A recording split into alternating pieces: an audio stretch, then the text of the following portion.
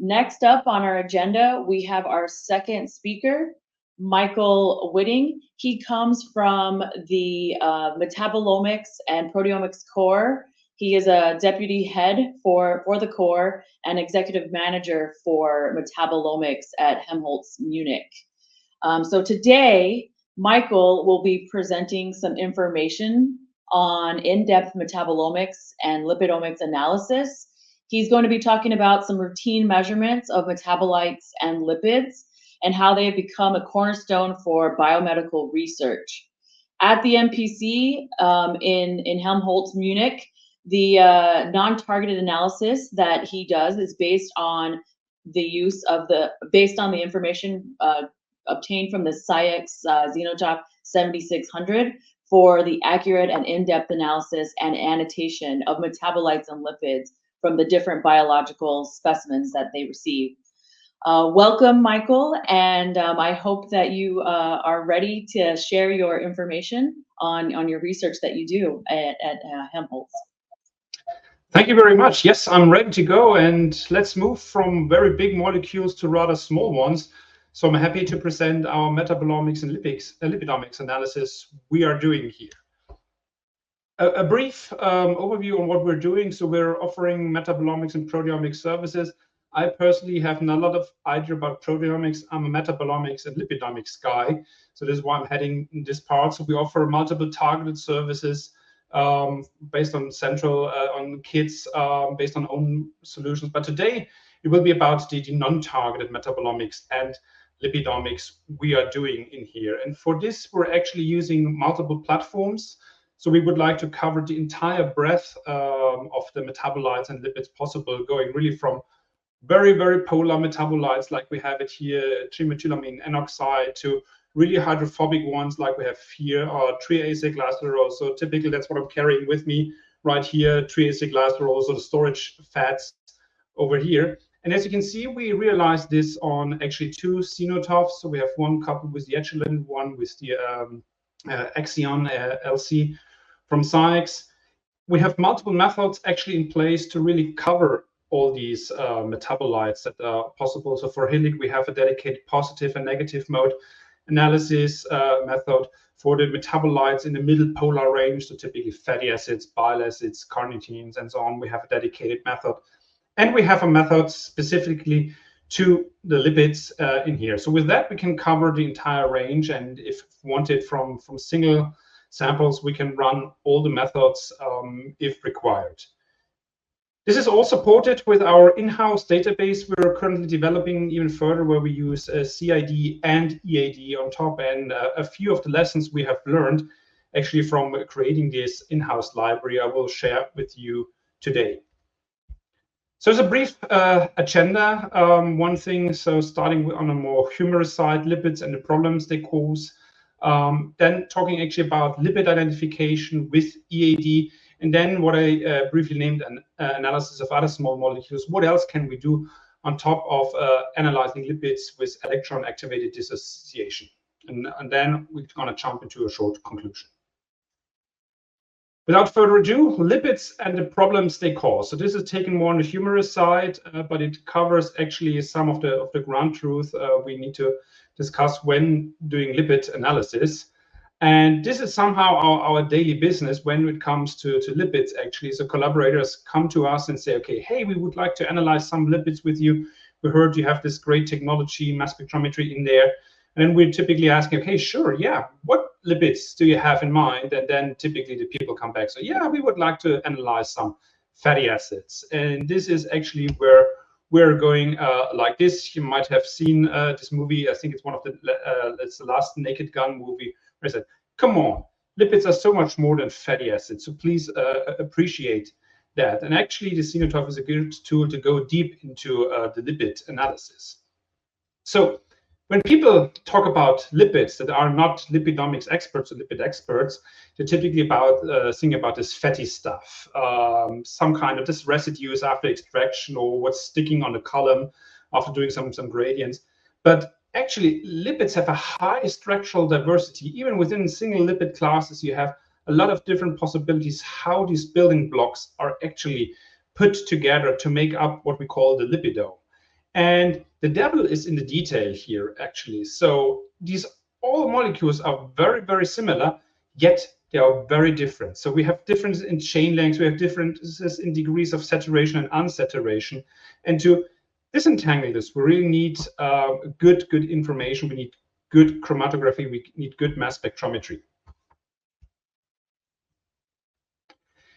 The other thing that we typically encounter as a problem is actually what we analyze does often not reflect really what a biologist would like to see. So biologists are typically used to the things like the Roche metabolic pathways or the CAG, the Kyoto Encyclopedia Genes of Genomes, which is very, very detailed, actually. You have all the stereochemistry in there, you know, the position of double bonds and so on. Whereas if we do analysis, we typically can say, yeah, you know what, it was a C18-1 fatty acid. We think it might be the N-9 position, but we don't know. And the question is then how to map this back to the metabolic pathway. Even though it might be multiple isomers possible, it's very important for biologists to know the identity. So this is another big problem that we actually see. So we have on the one side, what we typically say in our lab, the metabolite and the analyte. And this is not always a one-to-one relation. And this is very extreme, actually, for lipids. Luckily, EAD has been brought up to the field now. Actually, with EAD, we start to move closer to the lipid biology, actually, which enables us to have detailed lipid structure identification. And hopefully, in future, we can get closer to actually what is required. Let me give you an example. So typically, we sum up these lipids in these sum compositions, like we have it here, PC36-2, where we say, look, this is a phosphatidylcholine. We know there are 2 fatty acids inside, and in some, they're going to have 36 carbon and 2 double bonds. If we now look into possibilities, this might be the combination of an 18-0 fatty acid and an 18-2 fatty acid. But we don't know here actually which position this is. Is it SN1, SN2 position? Which way are these actually connected in here? So this is actually very important biological information to know which fatty acid is attached to which position, the SN1 or the SN2 position. Typically, for example, lipid remodeling takes place on the SN2 position, where this is cleaved off and replaced by another fatty acid, which actually aids a lot to the structural diversity of lipids. So it's important to know the fatty acids we identified that are potentially part of this lipid, which positions do they have? The other thing is, even if we say, okay, we have an 18-1, 18-1, so this supposedly symmetrically molecule, we can say, yes, okay, SN1, SN2 doesn't matter because it's the same fatty acid. But still, here, the question is, what double bond position is it? Is it really both oleic acid or is it something else in there? So this is actually very important information. And this is actually where EAD started to help us. So we are using the ZenoTOF since 2021 with the EAD technology, with the EAD fragmentation. And I think I don't need to explain it to you all in detail what's going on in here. It's working with electrons, so it's actually an ECD type of fragmentation. So we have electron capture dissociation, we have the hot ECD, and then we are actually, if we crank up the energy even higher, we are here in a range where we can use this actually for single charged molecules, hence metabolites and lipids. And without this increase here in energy, well, these technologies have been around from different vendors for some time, but typically what's happening if you add to a single charged molecule, positively charged molecule, an electron, you neutralize it, that's the end of the life as an ion. But with this high energy, actually, we have an active fragmentation going on. This is what we are now utilizing to get different insights into molecular structures of lipids. There have been these seminal papers here from Takashi, actually, on all kind of different lipid classes. So we have sphingomyelins, we have actually multiple lipids, we have triacylglycerols, pretty nasty molecules, actually, to get really detailed information. But what's common to all of them is actually they're beautiful papers. I really love them. I consumed them a lot, and I'm still referring back to them. They have been done with direct infusion experiments. And when we do chromatography, actually, we don't have the time for very, very detailed and long experiments. So we ask ourselves, can we reproduce these things in a chromatographic time scale?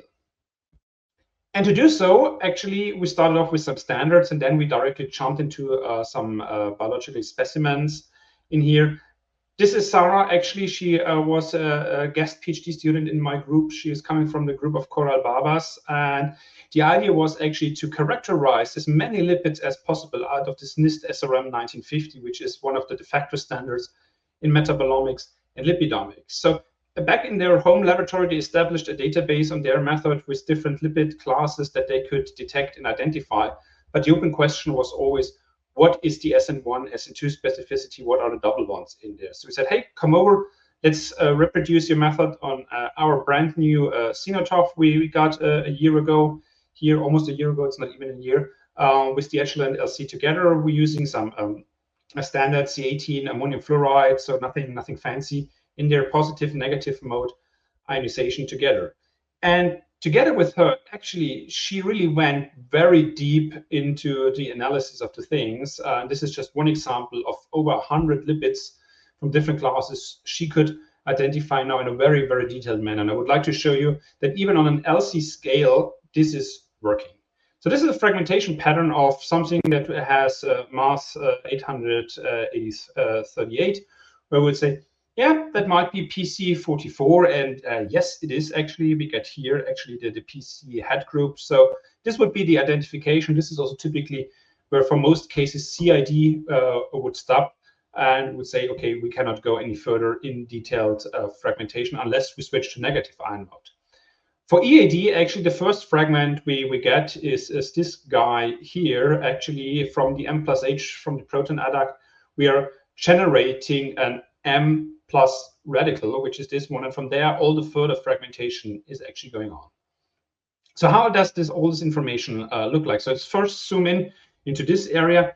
This is actually a very nice area because it reveals to us the SN1, SN2 specificity. So there are a specific type of fragments. We have here the PC head group, and there are these two fragments, the C and O type fragments here in a glycerol backbone, where we can actually see we have the loss here of this SN2 position. And we can calculate for all the possible fatty acids we are actually expecting these masses. And actually doing this and using these fragmentation data, we could reveal that we actually have in here an 18,0 fatty acid on the SN1 position. And from this, we can do the back calculation. If it was a 44, if we have 18,0, the other fatty acid has to be an 22,4 already. So this is already very nice because we have here already the SN1, SN2 specificity of the things going on.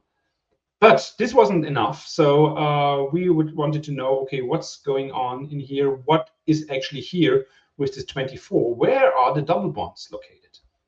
So there's another range of fragments which are close to the precursor, where I can actually start to locate your fatty acids. And what you get typically here is this ladder in here. So the first thing you have to see is we definitely need the Zeno-trap technology to get all these fragments, because if you look into the intensity scale of this is scaled to 100% base peak. We are actually below 1%, yet these peaks are very, very reproducible. And also you can see here the electronic noise is very clear, so we can attribute this really to real fragments. And what then started is what we're calling at the moment the peak counting. So actually, you have the typical CH2 loss for all the single bonds, and then you have this loss here with 26 Daltons for the double bonds. So you can start counting here from backwards, knowing this is the intact chain. Then you say, okay, from here to here to here to here to here to here, we're gonna have single chains, and then we have the double bond fragmentation, which gives us the hint that we say, okay, we start with an N-6, and then you just go on like this and say, okay, there's another CH2 inside, there's the other bond. So typical conjugation as we, or the typical sequence we have in normal lipids. So actually we can attribute this already, that we have 22,4. We say we have N-6, 8, 9, 12, and 15 position.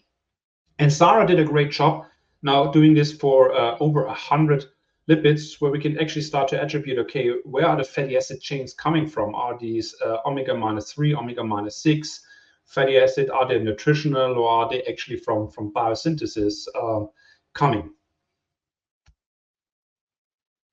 So this, so far, I would say this is all known. This has been published by SCIEX. We reproduced it now with Zeno on chromatographic timescales, and it's beautifully working. But one question we ask ourselves is, from the beginning, where else would EAD help us with structure elucidation? Structure elucidation or identification of metabolites is still a very tedious task, especially if it's de novo. And even for molecules, supposedly you think you know, reproducing the fragmentation and really getting the detailed information that you would need sometimes can be very, very tricky. So we asked ourselves, okay, lipids seem to be a sweet spot for EAD. What about the other small molecules? So first of all, I would like to show that actually the ZenoTOF is a very nice workhorse actually for doing what I would now call standard metabolomics. So this is from an analysis of C. elegans, actually, where we applied our Hillig methodology for the analysis. So what we have done is, in collaboration with our partners in Lyon, they were interested in actually mutation in SYN3. And SYN3 is a protein that's part of the histone deacetylation complex in here.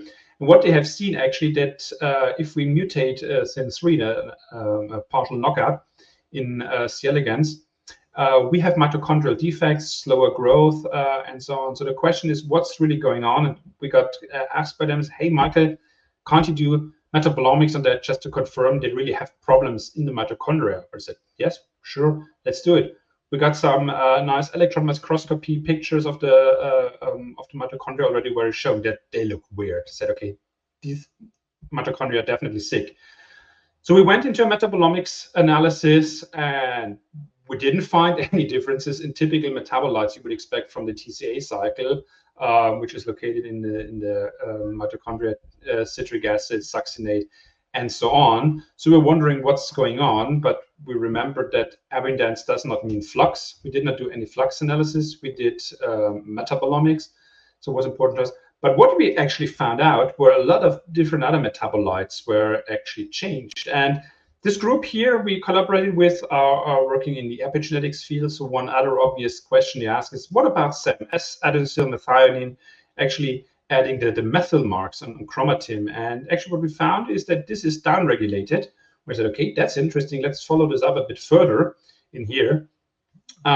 We looked into the degradation product of this. So once there is the methylation happened, you should see S-adenosylhomocysteine going up. So if there's more methylation going on, you would see this potentially going down, this potentially going up. But we actually saw that neither methionine nor S-adenosylhomocysteine didn't change at all. Interestingly, what changed is S-adenosylmethionamine. Well, this is actually a product or a metabolite we need for the synthesis of different polyamines. And looking into polyamines, we could see there's a huge upregulation here going on. So we see spermidine here, which is more than twofold upregulated. N-acetylspermine is upregulated. We see also in other ones like cadaverine and agmatine, a huge upregulation in here. And there has been always an intricate link between histone deacetylation and polyamines, yet it's not entirely clear. But I like this example here because that's the beauty of untargeted metabolomics. You might have a hypothesis that says, okay, metabolism is changed at that pathway level. You do the analysis, nothing happens, but then suddenly something else is revealed to you. And this is where actually interesting biology starts. As I mentioned, this is all supported by our in-house reference library. So we are generating a high-quality open source library, which will soon be available on GitHub, all in mass bank format. So we really construct this de novo. We do a high-quality control. So we really do manual peak packing in SCIEX. So as we check the fragmentation patterns, that they really look good, that we have high-quality data, and only then we export. We do a bit of R magic to generate the mass specs, and we do also for the reverse place referencing to some retention indices. But this library actually helped us because we had now, for the first time, CID and EAD spectra of the same molecules to say, okay, look, let's have a look inside what's going on. Does EAD actually give us more peaks, more detail? And This is one example I selected here. This is one of the good ones, N-acetyl aspartic acid, where we see actually this is the CID spectra in negative mode. This is the EAD spectrum in negative mode. And you see, yeah, we have similar peaks, but the EAD showed much more fragments in there. So the question is now actually, what's going on here? We have this very nice fragmentation, and do these additional fragments actually carry information? So we were first interested, what's going on in here? Is this now just a lucky hit and cherry picking? Are CAD and EAD spectra always different, or do they look the same? So we looked into our data, and we used a simple cosine score for comparison at the moment, and we either included or excluded the precursor, because one thing that's still puzzling us a bit with EAD is that it's a bit inefficient. You still have a lot of precursor left. So we excluded the precursor, we included it. So the top is actually where we excluded the precursor, and the bottom is where we excluded the precursor of the things, included the precursor in here. And these are the different ion species we looked at the moment. So this is the M-H, M+H, and M+ sodium in here. And if we include actually the precursor, you see that the negative mode, they are always very dissimilar. So this is something we would like to have. We don't want to have high cosine scores. We would like to have dissimilar spectra. So they should be different in here. We see that for the M+H, they are somehow in the middle range here. But what we've seen actually that the M+ sodium are very, very similar. But one common thing between CID and EAD of sodium adducts is that there's still a lot of precursor left. So in the sodium adduct in CID, often fragments not very efficiently, and there's mostly precursor left only. But once we're going to remove the precursor, you see actually in here that we have in here actually very, very different spectra. And the different box plots here are actually different cutoffs from the peaks. So we used no cutoff for the intensity, 1%, 5%, and 10%, just to get an idea, is the difference really only in the graphs, or are there actually higher evident fragments which are also carrying some information? So this is the first glimpse, very limited, only a few hundred metabolites. We're going to go further once our library is sufficiently big. But what we can actually see is actually CID, EAD seem to be different. The question now is, does it carry more information? It's important to note that more fragments does not always mean more information. So there could be redundant fragments in there, which from the same part of the molecule, which won't tell you more about the structure.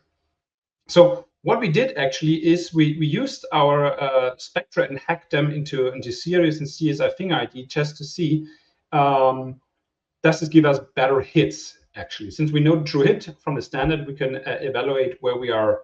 And we used actually the standard settings out of the box series, and we used one modified version where we don't had a radical penalty in there, because one thing with EAD is that we typically also see radical fragments.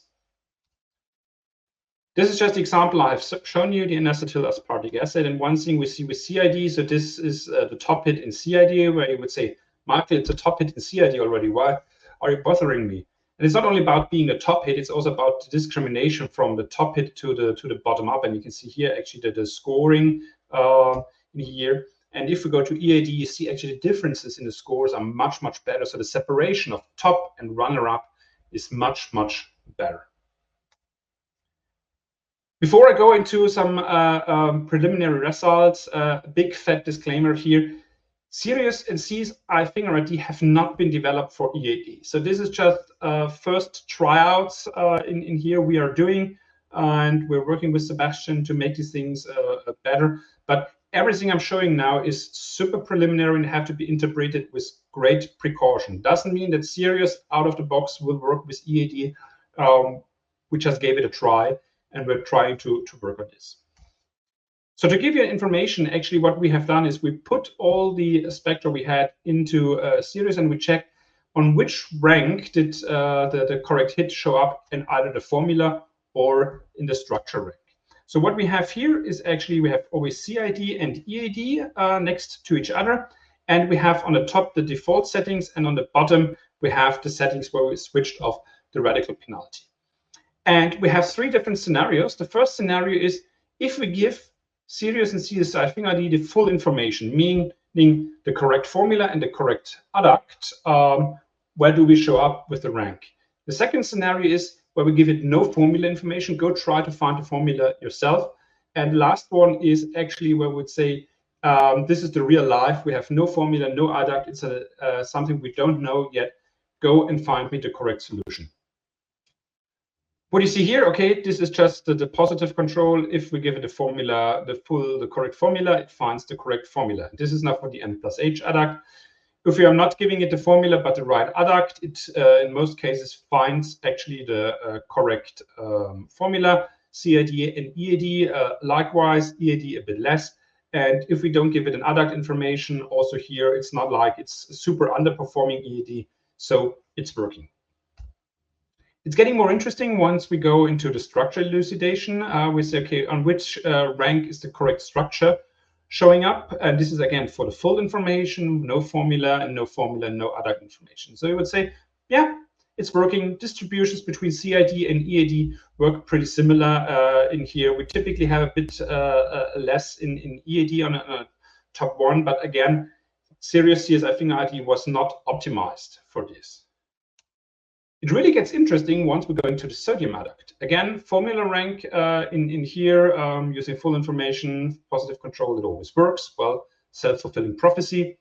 Here, if we have no formula information, CID also performs very well. And here, EAD also does quite good. Again, similar distributions and no information. Yeah, we see similar distributions, CID and EAD. But once we're going to the structural information, you can actually see that there's a drastic loss in CID, whereas EAD is working much better in here. So we believe that actually EAD gives us additional information in the fragmentation of the sodium adduct. And this is actually similar to what Takashi has observed. Takashi very typically fragmented the sodium adduct of lipids to get all this structural information.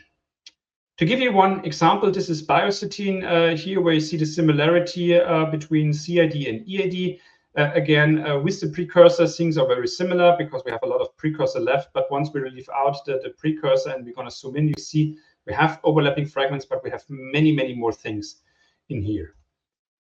Going actually to Sirius, we see actually here we have a much more detailed fragmentation tree inside. So there's actually more information in here. And if we compare actually fragmentation tree for CID and for EAD, for this example, we first see that this fragmentation tree is actually wrong. Even Sirius couldn't find the right formula for biostatine based on the information from the CID fragment, whereas here with EAD, it's working beautifully. You get a lot of detailed information, a lot of detailed fragmentation in there. And for biostatine, we actually started to really get into the details of all the things, what's going on, and this is actually valid fragments in there. So here from the structure, we can actually see that for the CID on the left side, there was not even a hit close with the structure, whereas here we see biostatine, and also here that the runner-up, the separation is actually working very, very well. To come to a conclusion, to come to an end, actually, I only have this picture in here. There was this famous T-shirt from SCIEX they gave out. I also have one here in my cupboard where it says, EAD, if it's not broken, break it. And I can confirm, yes, there are bonds in there that are broken. I think EAD is a nice addition to our toolbox for the in-depth structural elucidation of metabolites and lipids. What we have to work on is now actually the data interpretation tools. So we're working now with a technical university, with a partner there, to develop a software for the peak identification, to not have to count these peaks manually again. And even with Sebastian Böcker, we're exploring now EAD fragmentation with Sirius and CSI finger ID.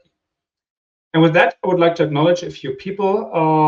There's Nicola Zamboni. We always have in-depth discussion on everything CID, EAD, and ZenoTOF.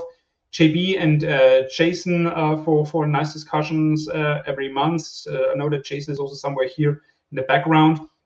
We had a few people changing, and since Corona, we couldn't make a new picture, but I hope that with the MPC, we're going to have a nice and new picture in here. But from the people, I would like especially thank the non-targeted team, Anna, Norbert, Pauline, and Valentina, On the other side, Sebastian for the insightful discussions on everything computational mass spec, and my funding sources, DFG, European Union, and especially our Marie Curie Action. And with that, I'm at the end, and I'm happy to take questions if there are.